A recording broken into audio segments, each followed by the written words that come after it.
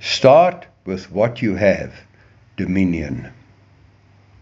What did God intend for us, mankind, to accomplish here on earth? Yes, God blessed mankind, telling us how to interact with others and how to express His character. But God also instructed us in Genesis 1:28 to subdue and have dominion on the earth. Sounds simple enough. However, what does subdue actually mean? In simple terms, God gave mankind the authority and the instruction to stand against what is wrong, which means that there was something negative on the earth.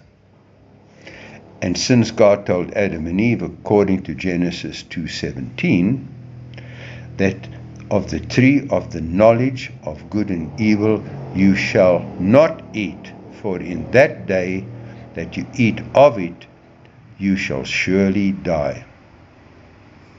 It is therefore obvious that there was an evil force on earth that needed to be dealt with, and that God gave mankind authority on this earth to subdue. Question, however, is how? Well, Ephesians 6:11 answers that for us, telling us to put on the whole armor of God, that you may be able to stand against the wiles of the devil. Which means that God gave us the authority on this earth, and it is therefore up to us to stand against what is wrong, and not to wait for God to act, because God is waiting for us to act, not in our own strength, but with Him as our strength and our salvation. Now you may well ask, why us? Well, let's go back to where it all started, to Genesis 1:26, where God said, "Let us make man in our image, according to our likeness, and let man have dominion." Yes, God created us special, in His image and likeness. In other words, special like Him, with His characteristics and in a position of dominion. The question now is, what does have dominion mean? Well, dominion comes from the word domain, a place. And having dominion, therefore, is about taking your position of authority in that place. How do I do that?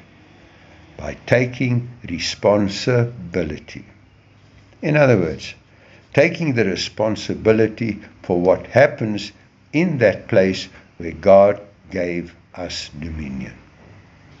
Which quite simply means that we are to deal with what is wrong, stand against what is negative, and as Paul explained to the Ephesians in chapter 6, verse 12, "For we do not wrestle against flesh and blood, but against principalities and powers, against the rulers of the darkness of this age, against spiritual hosts of wickedness in the heavenly places." Now, the Apostle Paul tells us how to do this in Ephesians 6:13. "Therefore, take up the whole armor of God, that you may be able to withstand in the evil day, and having done all, to stand."